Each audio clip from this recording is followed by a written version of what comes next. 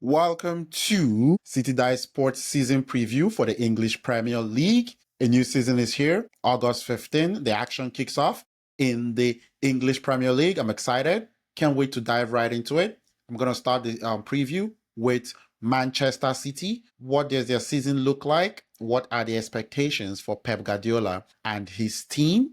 Take a little dive back into last season. Also, take a look at what we'll be looking forward from this team. You would say bounce back, but we'll see exactly how that goes. I'm going to begin first to 2025-2026 Manchester City preview. I'm going to start with the transfers in and transfers out.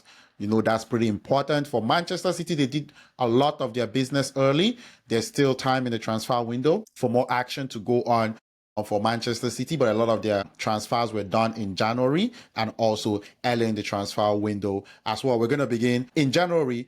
There were a couple of transfers that would be significant. Kusanov, the defender, coming in January. Omar Mamouche was the big signing that actually played pretty well to end last season, where Man City had 10 games unbeaten to end the year, to end third position in the English Premier League. So Omar Mamouche had a pretty good year coming in January. I think contributing about 8 goals in that final 3, 4, 5 months when he came in to the team. So we're going to go into the additions in the summer transfer window. Ryan Aït-Nouri, left back from Wolves, would probably be a very important or full-time left back. Josko Vardiol has been playing left back most of the time for Manchester City. So with this new signing for Ryan Aït-Nouri coming in at left back, either to back up Vardiol or to play the left back position for Manchester City, coming in from Wolves for approximately 31 million euros. Ryan Cherki, the dynamic midfielder from Lyon, coming in as well.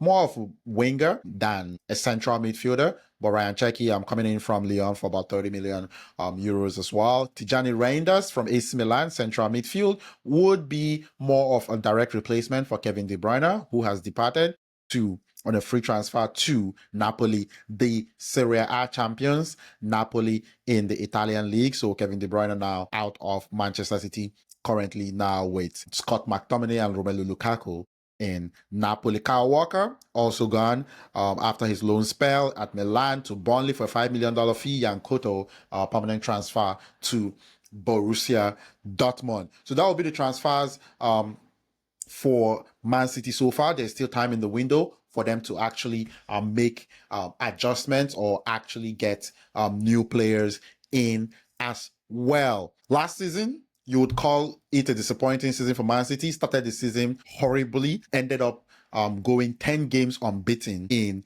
the final 10 games of the season, winning Fulham 2-0 to secure third position to actually qualify for the UEFA Champions League. Man City did end up with 71 points, which you would consider below the standard you would expect for Man City, with Liverpool winning the league. Last season, as I said, they ended third position, ended with 71 points. Incredibly bad season. They had 10 losses, 7 draws, and 21 wins at the end of the season. Those 10 losses were probably the worst number of losses that Man City has had in a while. Also, a few things that we're going to be looking out for Man City this season. It's going to be an interesting season. If you ask me, I would say this would be a very vital season for Pep Guardiola. I don't think he's as great as a manager as he is always made out to be. Last season faced adversity, and it was absolute downward spiral for Manchester City as well after Rodri suffered what was an ACL injury. So we're going to actually talk about some of the key questions going into this season for Manchester City. What are they looking at? How is Pep Guardiola preparing for the season? One thing I would say is it looks and seems quiet right now in Man City, which is actually a good thing. Seems like they've done a lot of their business early, getting their team ready for the new season. So I would say not much of an excuse for Pep Guardiola this season as well. I am not a huge fan of Pep Guardiola and his style of play. That's obvious, but you cannot actually argue the fact that he has won consistently for a long time and at the highest level. To preview the season, there are a few questions that I actually wanted to look at for Manchester City. One of the most important questions for Manchester City going into this year would be, how do they replace Kevin De Bruyne? You would say Tijani Reinders. Is he up to speed on the Premier League yet to actually fill in the big shoes left by Kevin De Bruyne? And also, how is Rodri going to fare going into the season after suffering what is, and by all accounts, a very bad injury? An ACL injury is one of the worst injuries you can have as an athlete. You have the Achilles injury and some bad Achilles injury, also pretty bad, but the ACL injuries are pretty bad injuries, usually could take you out, and as it did for Rodri the whole season last year. And you see how the team collapsed. So Rodri coming back, I would say, is a big deal for Pep Guardiola. This has been the absolute backbone of the Man City midfield in their success. So if he can come back 80% of what he was, it would be a big boost for Manchester City in midfield. But it's very important we actually acknowledge the kind of injury he had. He didn't just have your regular hamstring or other hamstring are also recurring injuries that can be really bad. He had an ACL, anterior cruciate ligament injury, and surgery. So to get your confidence back, that could take a while, but looking forward to see that would play a big role in the kind of season Man City has. So looking at Rodri closely, he's the anchor and pillar and captain for that team as well, and a leader for that team. So see exactly how he impacts the team. Omar Mamouche would be an important player. Came in really, really strong last season for Manchester City as well.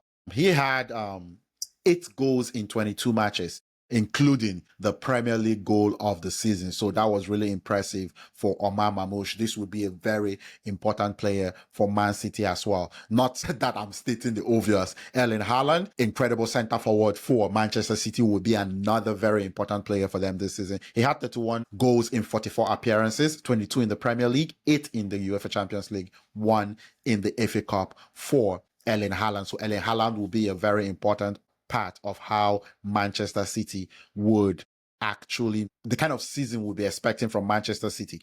I'm just taking a look at the expectations for Manchester City. It's going to be looking at the sports books and the odds. There's a 3-horse race depending on where you look at. Liverpool, Arsenal, and Manchester City are expected to be at the very top of competing for the English Premier League.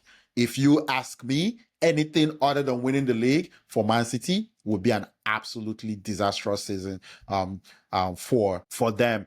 You would know that they've won a long time. They should be able to bounce back. I wouldn't count on it though. With this level of competition for Manchester City, I am not holding my breath. I'm thinking that they would actually have a good season. If you ask me, I don't think they would be better than Arsenal or Liverpool, but they are obviously going to try to prove me wrong for this season. So looking at Manchester City's season, it's going to be a very vital season.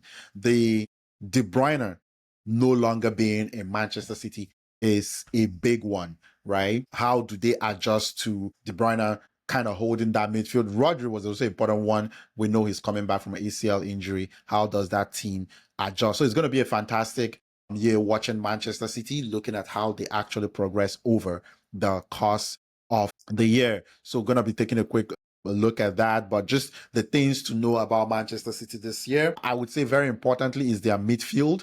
Not a lot of top depth. You got Gundogan, you got Rodri, you got Bernardo Silva. The mainstays there. Tijani Reinders would have to come in, and we'll see. The Premier League is an absolutely different beast, so we would actually see how Tijani Reinders actually performs for Manchester City. So taking a look at that, they've solved their left back issues. Guardiola is not your traditional left back. Bringing in Ryan Aït-Nouri would be important for Manchester City for the 2025-2026 season. Season begins August 15th. Don't forget, if you like any of the content here, like, share, subscribe to the channel as well for that. Let's see, how does Manchester City deal with Kevin De Bruyne no longer being part of the team? How does Rodri integrate into the team? How does Pep Guardiola get the mojo back of having Man City play at a rather dominant level for the last 4 or 5 years